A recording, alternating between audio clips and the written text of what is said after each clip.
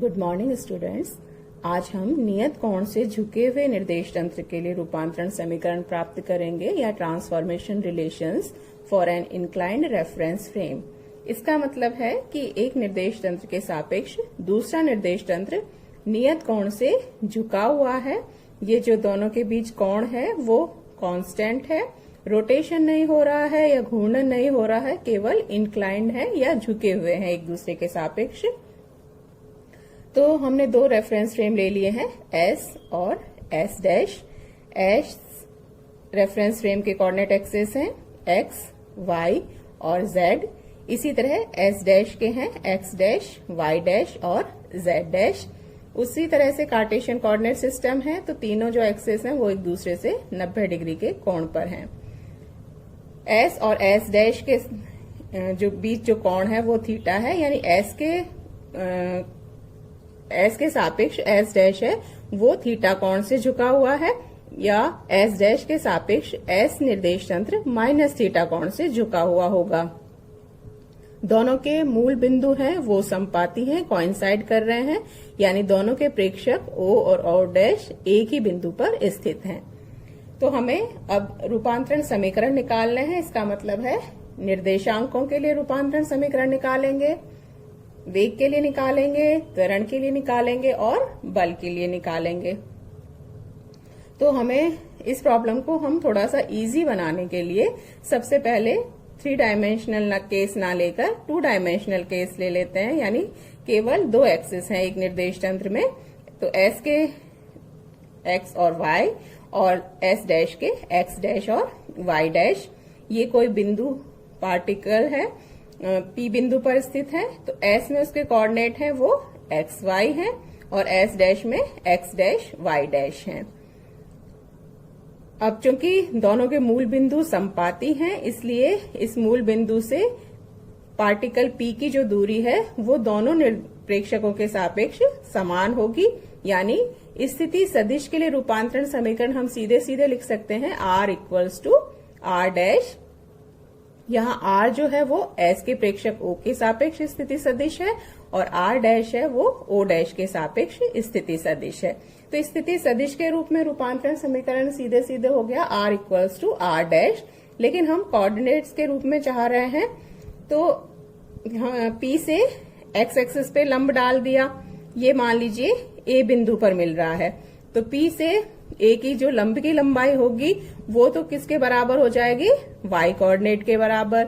और मूल बिंदु O से A की जो दूरी होगी यानी OA है वो X के बराबर होगा। तो यही हमने यहाँ लिखा है कि P से X अक्ष पर लंब डालने पर माना यह A बिंदु पर काटता है, तो OA इक्वल्स टू X और PA इक्वल्स टू Y। इसी तरह से X डैश Y डैश का मान ज्ञात करने के लिए P से X डैश अक्ष पर लंब डालते हैं। तो P से X डैश अक्ष पर लंब डाला, ये मान लीजिए B बिंदु पर मिल रहा है, तो इस लंब की लंबाई PB है वो Y डैश के बराबर हो जाएगी, Y डैश अक्ष के समांतर है, और OB है वो X डैश के बराबर होगी। तो PB equals to Y dash और OB equals to X dash.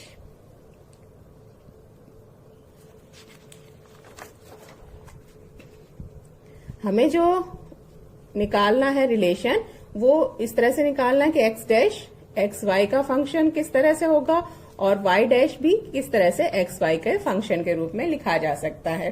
तो ये हमें निकालना है। उसके लिए हम क्या जो ट्रायंगल है वो कंसीडर करेंगे, 2 ट्रायंगल PCB और OAC। वो इसी जो हमने पहले चित्र बना था उसी में अगर देखें तो ये कोण थीटा था। दोनों जो X के सापेक्ष X डैश और Y के सापेक्ष Y डैश है वो थीटा कोण से झुका हुआ है, तो ये कोण थीटा है। P से हमने A पर लंब ड्रॉप किया था, तो ये कोण है जो A पर बन रहा है OPA, ये 90 डिग्री के बराबर होगा। तो अब इस त्रिभुज में देखें OA और C। OAC में देखें ये थीटा कोण हो गया, ये 90 डिग्री का कोण हो गया। तो कोण जो C पर बन रहा है OCA वो कितना होगा कि theta plus 90 degree, 90 degree plus theta हो गया। तीनों के कोणों का जो योग होता है वो 180 डिग्री होता है। तो बचा हुआ ये जो कोण है ये हो गया 90 डिग्री माइनस थीटा। तो ये 90 डिग्री माइनस थीटा हो गया। तो इसके सामने वाला कोण यानी जो त्रिभुज PCB में बन रहा है वो भी कितना हो जाएगा 90 डिग्री माइनस थीटा। ये 90 डिग्री माइनस थीटा हो गया। P से B पर हमने लंब ड्रॉप किया था एक्स एक्सिस पे, तो ये भी कोण 90 डिग्री हो गया। तो ये 90 डिग्री माइनस थीटा, ये 90 डिग्री। तो इस त्रिभुज PBC में P पर बना हुआ कोण CPB ये कितना बचा हुआ रह जाएगा थीटा। यानी अब इस त्रिभुज में देखें OAC, इसमें A पर 90 डिग्री का कोण है और O पर थीटा का कोण है। इसी तरह से त्रिभुज CBP में देखें तो B पर 90 डिग्री का कोण है और P पर बन रहा है वो थीटा डिग्री का कोण है। तो यही दोनों ट्रायंगल हमने यहाँ पर फिर से बनाए हैं। ये CPB, ये 90 डिग्री का कोण B पर और P पर थीटा डिग्री का कोण है। और त्रिभुज OCA, यहाँ पर A पर 90 डिग्री का कोण है और O पर जो बन रहा है वो थीटा कोण है। अब 90 डिग्री के सामने वाली भुजा हमेशा कर्ण होती है, तो ये भुजा PC है, ये कर्ण हो गई। थीटा के सामने जो कोण हम कंसीडर कर रहे हैं, यहाँ थीटा वाला कोण कंसीडर कर रहे हैं, तो थीटा के सामने वाली भुजा लंब हो गई और ये आधार हो गया। इसी तरह से इस त्रिभुज में भी ये 90 डिग्री के सामने वाली भुजा कर्ण होगी, थीटा के सामने वाली भुजा लंब और ये आधार। तो पहले त्रिभुज हमें ये रिलेशन निकालने हैं एक्स डैश का एक्स वाई के साथ, वाई डैश का भी एक्स वाई के साथ। तो वाई डैश है कितना, PB के बराबर है, जो हमने P से एक्स डैश अक्ष पर लंब डाला था, ये PB है, ये वाई डैश के बराबर है। तो Y dash equals to PB। और एक्स डैश है, एक्स डैश है, ये पूरा एक्स डैश के बराबर था OB। तो माना कि P से जो A पर लंब डाला था वो एक्स डैश को C बिंदु पर काट रहा था, तो OB को हम लिख सकते हैं OC प्लस CB। तो एक्स डैश F वो OC प्लस CB के बराबर हो जाएगा। तो y dash equals to PB और x dash equals to OB या OC प्लस CB। अब क्योंकि PB अपॉन PC, ये PB ये PC आधार बटे कर्ण, ये cos थीटा के बराबर है। इसका मतलब हुआ PB है वो PC cos थीटा के बराबर हो गया। PB y डैश के बराबर है, तो y dash equals to PC cos theta. फिर से पुराने त्रिभुज से, पुराने डायग्राम से ही PA है, ये y के बराबर है और इसको भी हम दो भागों में बांट सकते हैं कि PC plus CA। PA equals to PC plus CA। तो PC इक्वल्स टू क्या हो जाएगा, PA में से AC को माइनस कर देंगे। तो ये यहाँ पर ये रिलेशन हमने लिखा है y dash equals to PA minus AC cos theta. cos theta ये पहले से था, तो PA minus AC cos theta. PA किसके बराबर है, पूरे उस y के बराबर होगा। तो PA तो हमें पता है कि y के बराबर है। AC का मान और ज्ञात करना है। AC का मान फिर से दूसरे त्रिभुज से ज्ञात करेंगे, OAC से। तो AC का मान हमको चाहिए, OA हमको पता है कि x के बराबर है, तो हम इन दोनों भुजाओं को काम में ले सकते हैं। AC अपॉन OA ये हो जाएगा लंब बटे आधार। तो AC upon OA equals to लंब बटे आधार, और लंब बटे आधार का मतलब है tan थीटा, या AC equals to OA tan theta. OA x के बराबर है, तो AC इक्वल्स टू हो गया x tan थीटा। ये समीकरण जो 3 है y डैश के लिए जो हमने लिखा था उसमें मान पुट कर देते हैं। PA cos थीटा पहले से था minus AC cos theta, AC का मान हमने निकाल लिया है, ये पुट कर देते हैं। तो PA y के बराबर है, PA इक्वल्स टू y, तो y cos theta minus AC x tan theta के बराबर है, तो x tan theta into cos theta. Next step में tan थीटा को sin theta upon cos theta लिख देंगे। कॉस थीटा से कॉस थीटा कैंसिल हो जाएगा, या y dash equals to x sine theta y dash equals to, इस term को हमने पहले लिख दिया है तो minus x sine theta plus y cos theta. अब इसमें अगर हम देखें तो राइट हैंड साइड में x और y है और लेफ्ट हैंड साइड में y डैश जो कि s डैश का कोऑर्डिनेट है। तो s डैश के एक कोऑर्डिनेट y डैश को हमने s के कोऑर्डिनेट x y के फॉर्म में निकाल लिया है। तो एक तो स्थिति निर्देशांक के लिए ये रूपांतरण समीकरण हो गया। इसी तरह दूसरे कोऑर्डिनेट x डैश के का भी रिलेशन हमको x और y के रूप में निकालना है। उसके लिए भी हम इन्हीं त्रिभुज की सहायता लेंगे। तो x डैश को भी x y में संबंध ज्ञात करना है। x डैश जैसे पहले हमने लिखा ही था, बताया भी था कि x डैश OB के बराबर है, जिसको हम दो भागों में लिख सकते हैं, OC प्लस CB।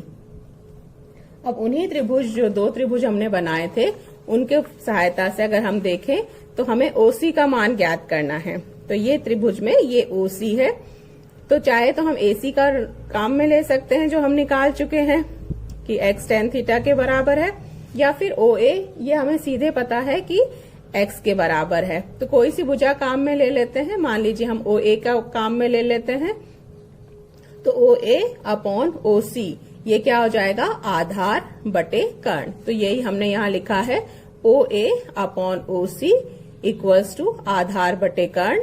OC का मान चाहिए तो OC को इधर ले गए हैं और cos थीटा इधर ले आए हैं। तो OC इक्वल्स टू हो गया OA upon cos theta. OA का मतलब x है, तो ये इक्वल्स टू हो गया x अपॉन cos थीटा। इसी तरह हमको CB का मान ज्ञात करना है। तो CB का मान इस त्रिभुज से ज्ञात करेंगे, PCB से। तो ये CB का मान हमें निकालना है। फिर से कोई सी भुजा काम में ले सकते हैं, लेकिन y डैश का मान हमने अभी निकाल लिया है x y की फॉर्म में, इसलिए हम CB का मान ज्ञात करने के लिए दूसरी भुजा PB काम में ले लेते हैं। तो CB अपॉन PB ये क्या हो गया, लंब बटे आधार। तो CB अपॉन PB इक्वल्स टू लंब बटे आधार, और लंब बटे आधार का मतलब है tan थीटा, या CB का मतलब हो गया PB tan थीटा, और PB है वो y डैश के बराबर है, तो y dash tan theta. y dash का मान अभी जो हमने समीकरण 5 से निकाला था कि minus x sine theta plus y cos theta, वो यहाँ पर पुट कर दिया है। तो CB इक्वल्स टू हो गया minus x sine theta plus y cos theta, इसका पूरे का मल्टीप्लीकेशन विद tan थीटा। दोनों टर्म्स को tan थीटा से मल्टीप्लाई कर देते हैं अंदर लेते हुए। तो CB इक्वल्स टू हो गया माइनस x साइन थीटा पहले से था, tan थीटा अंदर लेकर tan थीटा को हमने sine theta upon cos theta लिख दिया है, plus y cos theta into फिर से sine theta upon cos theta tan theta के लिए। तो फर्स्ट टर्म आ जाएगी CB equals to minus x sine theta, और यहाँ भी साइन थीटा ऊपर ही है, तो minus x sine square theta upon cos theta, plus यहाँ cos थीटा से cos थीटा कैंसिल हो जाएगा, तो प्लस y साइन थीटा। तो CB का मान हमें मिल गया minus x sine square theta upon cos theta plus y sine theta. ये वैल्यू CB की हमने 9th रिलेशन नाम दे दिया है इसको, और इसी तरह से जो हमने OC का मान निकाला वो 7th। ये x डैश का जो 6th इक्वेशन है उसमें हम पुट कर देते हैं। तो x डैश इक्वल्स टू था OC प्लस CB। OC का मान पुट कर दिया है x अपॉन cos थीटा, तो x dash equals to x upon cos theta plus CB का मान ये जो 9th रिलेशन है उससे पुट कर दिया, minus x sine square theta upon cos theta plus y sine theta. दो टर्म्स हैं जिनमें x आ रहा है और दोनों में x अपॉन cos थीटा है, तो उसको हमने कॉमन ले लिया है, x upon cos theta common ले लिया, तो यहां बच गया 1 माइनस साइन स्क्वायर थीटा। तो first term x dash equals to हो गई x upon cos theta into 1 minus sine square theta plus y sine theta. 1 minus sine square theta होता है cos स्क्वायर थीटा, कि cos square theta plus sine square theta equals to 1 होता है। तो 1 minus sine square theta को लिख सकते हैं cos स्क्वायर थीटा, तो x dash equals to x upon cos theta, ये जो कॉमन लिया ही था, और 1 माइनस साइन स्क्वायर थीटा की जगह लिख दिया cos square theta plus y sine theta, ऐसा सेकेंड टर्म थी। कॉस थीटा से कॉस थीटा कैंसिल हो जाएगा, यानी x dash equals to x cos theta plus y sine theta. यहां उसी तरह से रिलेशन आ गया है कि लेफ्ट हैंड साइड में एक्स डैश है जो कि एस डैश में कोऑर्डिनेट है, और एक्स और वाई के रूप में आया है।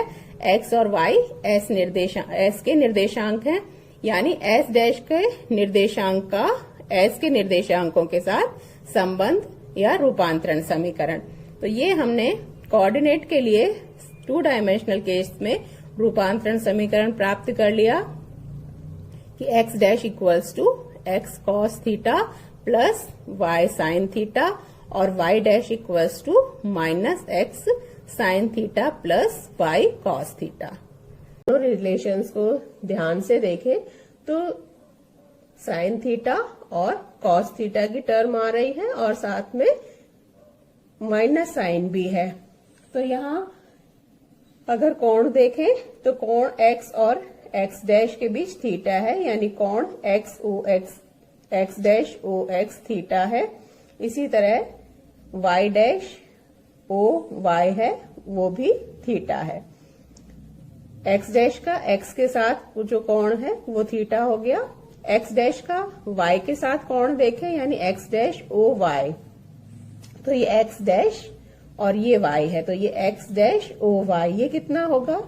एक्स और वाई के बीच है 90 डिग्री का कोण, हमेशा 90 डिग्री पर झुके होते हैं निर्देश अक्ष। तो इसमें से थीटा कोण ये रह गया, तो बचा हुआ कोण कितना हो गया? 90 डिग्री माइनस थीटा। तो कोण रह गया एक्स डैश ओ वाई 90 डिग्री माइनस थीटा। इसी तरह से वाई डैश ओ वाई है वो थीटा है, और वाई डैश का एक्स के साथ रिलेशन क्या हुआ? वाई डैश ओ एक्स, ये कितना हुआ कि वाई डैश और एक्स डैश वही एस डैश के दो निर्देश अक्ष हैं, तो इन दोनों के बीच तो कोण कितना होगा? 90 डिग्री। तो ये कोण तो हो गया पूरा 90 डिग्री, और वाई डैश और एक्स के साथ ये और कोण ऐड हो जाएगा थीटा, तो वाई डैश और एक्स के बीच कितना कोण हुआ? 90 डिग्री प्लस थीटा। तो वाई डैश ओ वाई हो गया, वाई डैश ओ एक्स हो गया 90 डिग्री प्लस थीटा। तो ये हमने 4 एंगल्स लिख दिए हैं। एक्स डैश ओ एक्स, ओ मूल बिंदु है जहां पर प्रेक्षक स्थित है, तो एक्स डैश ओ एक्स थीटा, एक्स डैश ओ y 90 degree minus theta, y dash ओ एक्स 90 डिग्री प्लस थीटा, और वाई डैश ओ वाई थीटा। तो इसको हम, इस रिलेशन को हम एक जैसी फॉर्म में लिखना चाह रहे हैं कि या तो कॉस थीटा या साइन थीटा के रूप में, लेकिन हम जानते हैं कि कॉस 90 डिग्री प्लस थीटा भी पॉजिटिव होता है, लेकिन साइन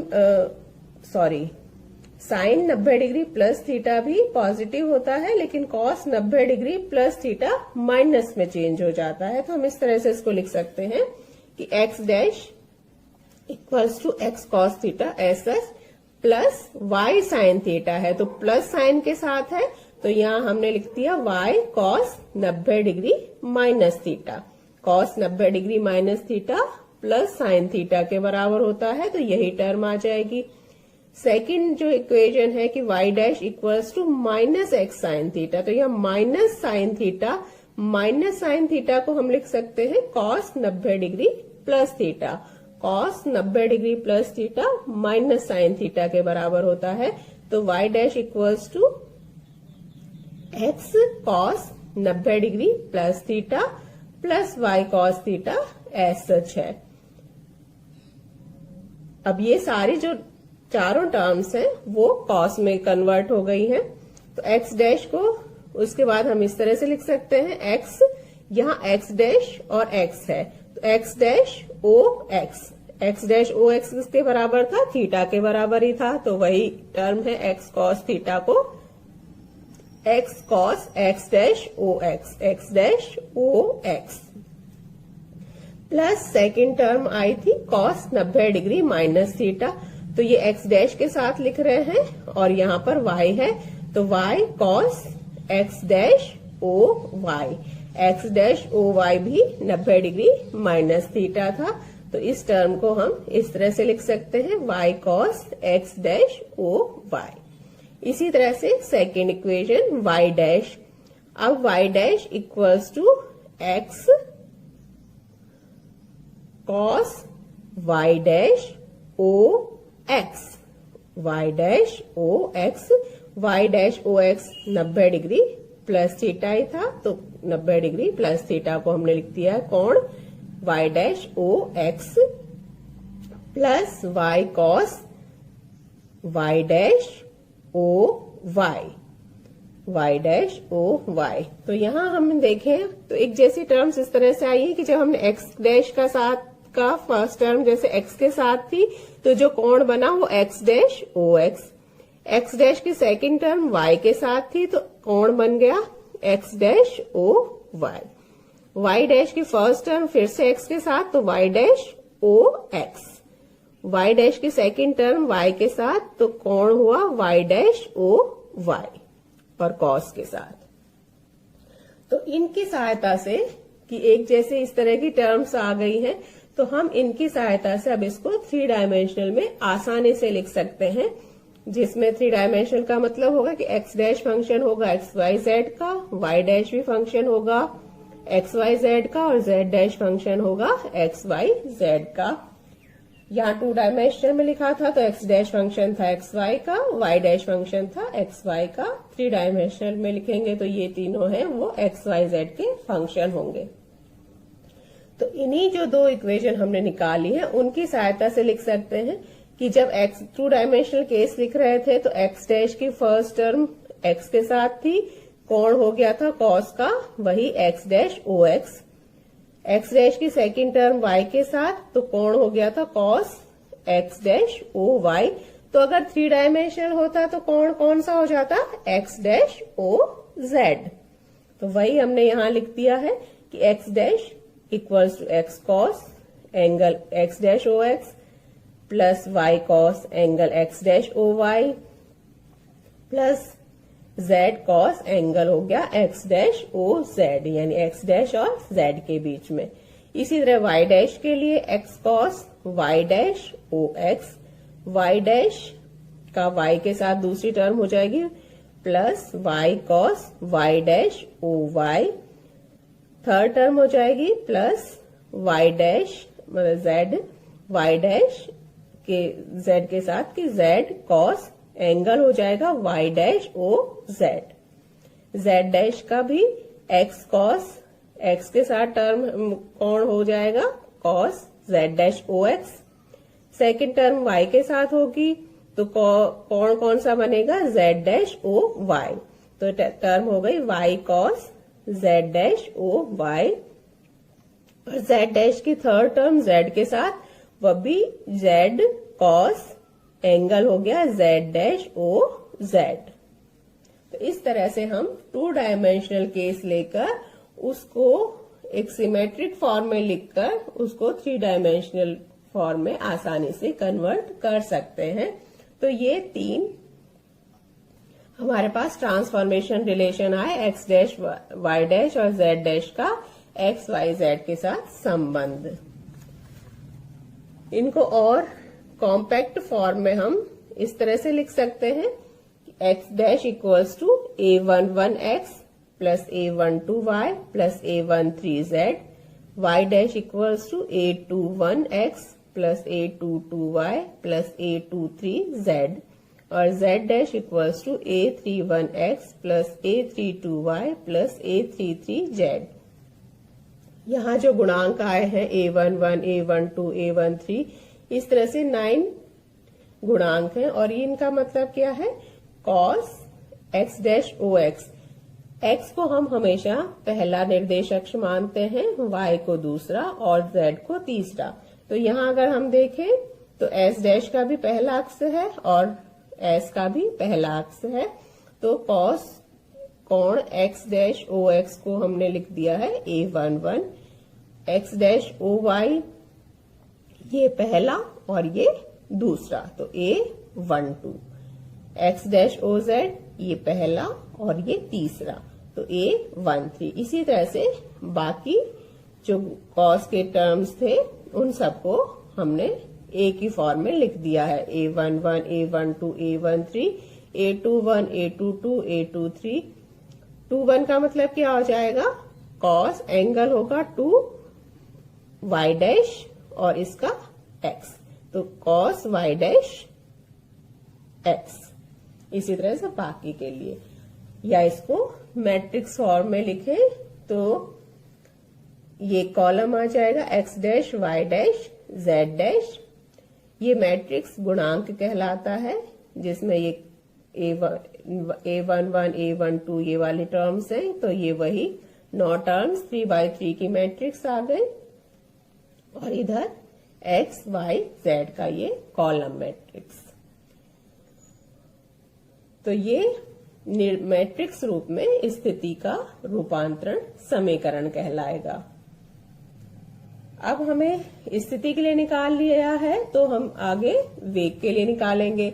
वेग के लिए निकालने के लिए हम क्या करते हैं, स्थिति के लिए जो रूपांतरण समीकरण प्राप्त होते हैं उसको वेग के सापेक्ष अवकलित कर देते हैं। तो इन टर्म्स इस इक्वेशन को, या जो हमने पहले कॉस की फॉर्म में लिखा था, किसी भी रूप में हम उसको समय के सापेक्ष डिफरेंशिएट करेंगे। वहां ये ध्यान रखने वाली बात है कि ये जो गुणांक है, जो कॉस के एंगल्स थे वो कांस्टेंट है, क्योंकि जो एंगल थीटा हमने लिया है वो कांस्टेंट है। तो कॉस की जो वैल्यू भी होगी वो एक नियत वैल्यू होगी, वो समय के साथ परिवर्तित नहीं होगी। इसलिए जब वेग के लिए रूपांतरण समीकरण ज्ञात करेंगे, तो जब टाइम के रेस्पेक्ट में हम डिफरेंशिएट करेंगे तो सिर्फ ये जो टर्म्स हैं x dash y dash z dash और x y z, केवल ये ही डिफरेंशिएट होंगे, ये एज सच रहेंगे क्योंकि ये कांस्टेंट है। तो नेक्स्ट स्टेप में हम वेग के लिए इस तरह से लिख सकते हैं कि इसका समय के सापेक्ष अवकलन करने पर dx dash upon dt, dy dash upon dt और dz dash upon dt, matrix गुणांक इसी रूप में, और dx upon dt, dy upon dt और dz upon dt। dx dash upon dt का क्या मतलब है, s डैश निर्देश तंत्र में x डैश दिशा में परिवर्तन के, विस्थापन में परिवर्तन की दर या वेग का गुणांक x डैश दिशा में। इसी तरह ये हो जाएगा s डैश में y डैश दिशा में गुणांक, s डैश में z डैश दिशा में गुणांक, और ये s के लिए होंगे कि s का x दिशा में वेग, s में y दिशा में वेग पिंड का, और s में z दिशा में पिंड का वेग। तो हमने इनको इस तरह से लिख दिया है, vx dash, vy dash, vz dash, s dash निर्देश तंत्र में वेग के घटक हैं, वही मैट्रिक्स गुणांक नोट गुणांक है इसमें, और vx, vy, vz ये s निर्देश तंत्र में वेग के घटक हैं पिंड के। तो ये वेग के लिए हमारे पास रूपांतरण संबंध आ गया कि s डैश में पिंड के वेग का s में पिंड के वेग से संबंध। वेग के लिए रूपांतरण समीकरण ज्ञात करने के बाद हम त्वरण के लिए रूपांतरण समीकरण ज्ञात करेंगे, और उसके लिए जो वेग के लिए रूपांतरण संबंध ज्ञात किए हैं उसका फिर से समय के सापेक्ष डिफरेंशिएट करेंगे, अवकलन करेंगे। तो अवकलन करने के लिए ये जो 9 गुणांक की मैट्रिक्स गुणांक है ये कांस्टेंट है, क्योंकि वही थीटा है वो कांस्टेंट है, इसलिए ये टर्म्स हैं ये कांस्टेंट होंगी। तो डिफरेंशिएशन जब करेंगे तो केवल इन टर्म्स का होगा, dvx dash upon dt, dvy dash upon dt और dvz डैश अपॉन dt, और इधर भी dvx upon dt, dvy upon dt और dvz अपॉन dt। तो ऐसा करने पर dvx डैश अपॉन dt का मतलब s डैश निर्देश तंत्र में वेग के परिवर्तन की दर x डैश दिशा में, तो ये हो जाएगा ax dash, dvy dash upon dt हो जाएगा ay डैश, और dvz डैश अपॉन dt हो जाएगा az डैश। ये जो कॉलम मैट्रिक्स आई वो है एस डैश में पिंड के एक्स डैश वाई डैश और जेड डैश दिशा में त्वरण के घटक। राइट हैंड साइड में dvx अपॉन dt का मतलब ax यानी x दिशा में s निर्देश तंत्र में पिंड का त्वरण, dvy अपॉन dt ay और dvz अपॉन dt az। ये मैट्रिक्स जो होगी कॉलम मैट्रिक्स वो है s में पिंड के त्वरण के x y z दिशा में घटक, और ये मैट्रिक्स गुणांक जो 9 टर्म्स की मैट्रिक्स है वो एज सच रहेगी। तो ये संबंध s डैश में पिंड के त्वरण के में और s निर्देश तंत्र में पिंड के त्वरण के बीच है, तो इनको हम कहेंगे s डैश निर्देश तंत्र में पिंड के त्वरण के लिए रूपांतरण संबंध।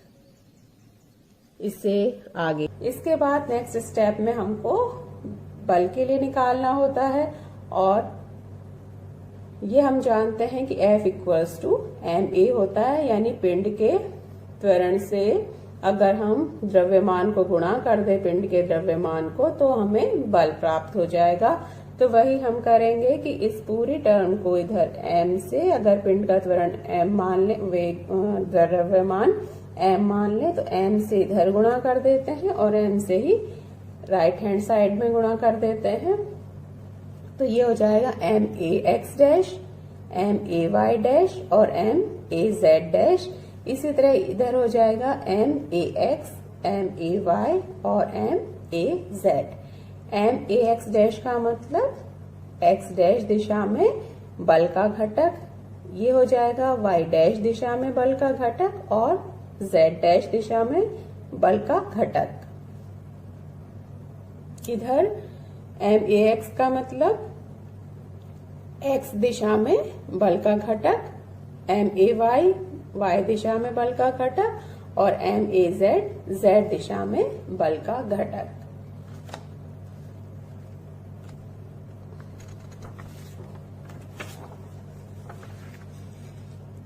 तो इनको वही हमने m से गुणा करने पर ये रूपांतरण समीकरण हमको मिल जाएंगे। fx dash, fy dash, fz dash equals to वही 9 अवयवों का मैट्रिक्स गुणांक, और fx, fy, fz ये s में पिंड के वेग के घटक हैं, ये s डैश में पिंड के वेग के घटक हैं। तो ये कहलाएगा बल के लिए रूपांतरण समीकरण। तो ये हमको बल के लिए रूपांतरण समीकरण प्राप्त हो गए। तो इसी मैट्रिक्स रूप में यानी हमने स्थिति के लिए या निर्देशांकों के लिए, वेग के लिए, त्वरण के लिए और बल के लिए रूपांतरण समीकरण प्राप्त किए। अब नेक्स्ट स्टेप में हमको सिद्ध करना है कि जड़त्वीय निर्देश तंत्र के सापेक्ष नियत कोण से झुका हुआ निर्देश तंत्र भी जड़त्वीय होता है। ऐसा सिद्ध करने के लिए हम हमेशा ये मानते हैं कि एक निर्देश तंत्र को जड़त्वीय मान लेते हैं, यानी वो निर्देश तंत्र न्यूटन के जड़त्व के नियम का पालन करता है। तो यहाँ भी हम मान लिया कि S निर्देश तंत्र मान लीजिए जड़त्वीय है, यानी न्यूटन के जड़त्व का नियम का पालन करता है, और बाह्य बल की अनुपस्थिति में पिंड का वेग नियत रहता है या एक समान बना रहता है, या दूसरे शब्दों में कहें तो पिंड का त्वरण शून्य रहता है, 0 होता है। यानी यदि S को हमने जड़त्वीय मान लिया तो S में F इक्वल्स टू 0 होने पर, यानी बल कार्य ना करने पर पिंड पर, तो उसका त्वरण A है वो 0 होना चाहिए। F इक्वल्स टू 0 है, इसका मतलब Fx 0 होगा, Fy 0 होगा और Fz भी 0 होगा, क्योंकि F के 3 घटक इसी तरह से होंगे कि I cap Fx plus J cap Fy plus K cap Fz। इसी तरह A के लिए भी होंगे I cap Ax plus J cap Ay plus K cap Az। और चूंकि x, y, z हैं वो लीनियरली इंडिपेंडेंट होते हैं, तो यदि f इज इक्वल टू 0 है, इसका मतलब तीनों कंपोनेंट्स हैं वो 0 होने चाहिए। तो ये 0 हो गए। तो बल के लिए हमने अभी जैसा रूपांतरण समीकरण ज्ञात किया कि एफ एक्स इक्वल्स टू 0 है, एफ वाई इक्वल्स टू 0 है, एफ जेड इक्वल्स टू 0 है। इसका मतलब हमारा रिजल्ट आ जाएगा कि F x dash equals to 0 मिलेगा, F y dash equals to भी 0 मिलेगा और F z dash equals to भी 0 होगा। तो ये तीनों अगर 0 है एस निर्देश तंत्र में पिंड के वेग बल के घटक, तो एस डैश में भी जो बल के घटक होंगे वो 0 होंगे या 0 होंगे।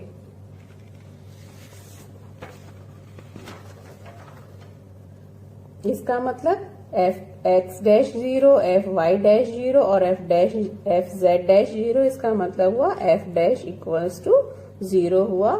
तो हमें रिजल्ट मिला कि f इक्वल्स टू 0 होने पर f डैश इक्वल्स टू भी 0 होगा बल के रूपांतरण समीकरण से। इसी तरह से चूंकि a इक्वल्स टू 0 है न्यूटन के जड़त्व के नियम का पालन करते हुए s निर्देश तंत्र में, तो उसके तीनों जो घटक होंगे त्वरण के वो भी 0 होने चाहिए, यानी ax equals to 0, ay equals to 0 और az इक्वल्स टू 0। तो हमने अभी जैसे रूपांतरण समीकरण त्वरण के लिए प्राप्त किए थे कि ax equals to 0, ay equals to 0 और az इक्वल्स टू 0 होने पर उन्हीं रूपांतरण समीकरणों से हम लिख सकते हैं ax डैश इक्वल्स टू भी हमको 0 मिलेगा, ay डैश इक्वल्स टू भी 0 मिलेगा और az डैश इक्वल्स टू भी 0 मिलेगा। तीनों कंपोनेंट 0 हैं, इसका मतलब a डैश इक्वल्स टू भी 0 होगा। इसका मतलब हुआ कि यदि a इक्वल्स टू 0 है तो a डैश इक्वल्स टू भी 0 होना चाहिए। तो हमने दो रिजल्ट प्राप्त किए, f इक्वल टू 0 है तो f डैश इक्वल्स टू भी 0 और a इक्वल्स टू 0 है तो a डैश इक्वल्स टू भी 0।